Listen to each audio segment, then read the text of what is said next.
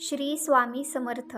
माझ्या स्वामी भक्तांनो, मी तुम्हाला अत्यंत कळकळीने सांगते की वेळेचा सदुपयोग हा करा.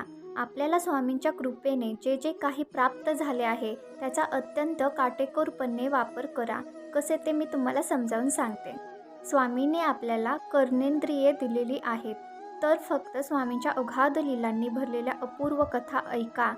स्वामींनी आपल्याला डोळे दिले आहेत, तर स्वामी दर्शनाचा सोहळा हा प्रत्यक्ष अनुभवा. त्यांनी आपल्याला जीभ दिली आहे, तर तिचा उपयोग त्यांच्या नामजपासाठीच करा. पाय दिले आहेत, तर त्यांचा वापर अक्कलकोटला जाण्यासाठी करा. सांगायचा मुद्दा असा की वेळेचा हा सदुपयोग करा. इंद्रियांचा स्वामी सहवासासाठीच वापर करा. स्वामींचे अस्तित्व एवढे हवेहवेसे वाटणारे आहे की फक्त त्यांच्या चिंतनात डुबून जा. स्वामींचा सहवास हा पौर्णिमेच्या चांदण्यासारखा शीतल आणि सुखदायी असतो. ह्याचा प्रत्यक्ष अनुभव घ्या. आपल्याला सुदैवाने मानवी जन्म हा प्राप्त झालेला आहे. त्याचा सदुपयोग केवळ स्वामींच्या सहवासासाठीच करा. त्यांच्या अवतीभोवती रेंगाळत आपला आयुष्य प्रवास आनंदाने करा. एकच ध्येय मनाशी बाळगा की स्वामींच्या कृपेने आपल्याला दृष्टी प्राप्त झालेली आहे. तिचा उपयोग मी केवळ स्वामींच्या दर्शनासाठीच करेन.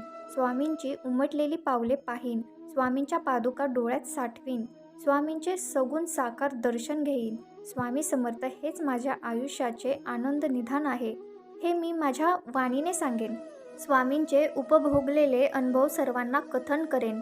एकदा का ज्ञानेंद्रिये आपण स्वामींभोवती केंद्रित केले की आयुष्याला चैतन्यदायी वसंत पालवी फुटल्याशिवाय राहणार नाही. कारण ही ज्ञानेंद्रियेच स्वामी दर्शनाचा प्रत्यक्ष सोहळा घडवून आणतात. पावले अक्कलकोटच्या वाटेवर सतत रेंगाळू लागली की आनंद दिशेचा शोध लागतो. एवढे जरा ध्यानात घ्या. विठ्ठल भक्तांना जसे पंढरपूर, तसे स्वामी भक्तांना अक्कलकोट. स्वामींच्या कृपेने आपल्याला चालायला पाय लाभलेले आहेत. स्वामींनी हात जोडायला बुद्धी दिली आहे आणि त्यांचे नामस्मरण करायला जीभ दिलेली आहे. एवढे ऐश्वर्य हे केवळ स्वामींच्या अथांग कृपेने लाभलेले आहे. ह्या स्वामी कृपेचा वापर करा. मोक्षाचा किनारा लाभल्याशिवाय राहणार नाही. स्वामींच्या प्रत्येक भक्ताला स्वामींचे प्रत्यक्ष दर्शन घडावे असे सतत वाटत असते. स्वामी दर्शनाची अनावर ओढ त्यांना अस्वस्थ करून सोडते. त्यामुळे की काय, परंतु त्या सर्व परमभक्तांच्या अंतःकरणात स्वामी प्रेमाचा अखंड झरा सतत झुळझुळू वाहत असतो. स्वामींविषयी किती बोलू आणि किती नको असे त्या परमभक्तांचे झालेले असते. स्वामी समर्थांचे प्रत्यक्ष दर्शन ज्या भाग्यवान परमभक्तांना झालेले असते, त्यांच्या वाणीचा स्वामी प्रेमाचा बांधच फुटलेला असतो. स्वामींविषयी कितीही भरभरून बोलले तरी त्या सर्वच परमभक्तांच्या एक लक्षात गोष्ट आलेली असते की स्वामींचे वर्णन आपल्याला मानवी शब्दात करताच येत नाही. जसे मावळतीचे आभाळ सूर्यास्ताच्या वेळी असे काही विलोभनीय रंगांनी माखलेले असते की ते अनुपमेय सौंदर्य वर्णना पलीकडचे आहे हे लक्षात येते. तसे स्वामी समर्थांच्या प्रत्यक्ष दर्शनाचा सोहळा वर्णना पलीकडचा आहे ह्याची जाणीव साक्षात्कारी भक्ताला होते. खरे सांगू का तुम्हाला, स्वामींचे वर्णन करणे शब्दांना कधीच जमतच नाही. म्हणून कधी कधी मनात विचार येतो की हे स्वामींविषयी वाटणारे अपरंपार प्रेम जे आहे त्यांना शब्दात कधी बंदिस्त करूच नये. कारण स्वामी समर्थ हे अवतारी पुरुष आहेत. अवतार महात्म्य शब्दातून भरभरून प्रकट करता येते, परंतु प्रत्यक्ष अवतारी पुरुषाचे वर्णन करायला शब्द माध्यम अपुरे पडते. आपण रुचकर पदार्थ खातो कारण आपल्याला तो खूप आवडलेला असतो. त्याच्या अप्रतिम चवीचे आपण वर्णनसुद्धा करतो. ऐकणाऱ्याच्या हे मग लक्षात येते की तो पदार्थ आपण प्रत्यक्ष खाल्ल्याशिवाय त्याची खरी चव कधी कळणारच नाही.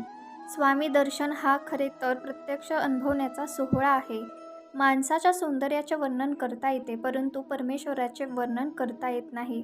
तुम्हाला हा मुद्दा दृष्टांताच्या भाषेत समजावून सांगते. चित्रकार सूर्योदयाचे अप्रतिम चित्र काढतो, परंतु त्याने काढलेल्या त्या चित्रामध्ये तो प्रकाश भरू शकत नाही. त्याप्रमाणे स्वामींचे वर्णन कदाचित करता येईल, परंतु प्रत्यक्ष दर्शन सोहळा हा अनुभवण्याचा विषय आहे, एवढे तुम्ही लक्षात घ्या. आपली नाती किती सुंदर आहेत ना. महाराजांनी परत मनुष्य जन्म दिला आणि शेवटी आपण स्वतःची जातपात विसरून सेवेकरी या नात्यात बांधले गेलो. ही रक्ताची नाती नसली तरी प्रेमाची, आपुलकीची व मायेची जरूर आहेत. रक्ताची नाती एक वेळ तुटतात, पण सेवेकरी हे नातं कायम शाश्वत टिकणारं आहे, जे कधी पण बोलवा मदतीला येते. तेही रक्ताच्या नात्यानाधी. पूर्वजन्माची अर्धवट राहिलेली सेवा या जन्मात पूर्ण करण्याची संधी स्वामींनी आपल्याला दिलेली आहे.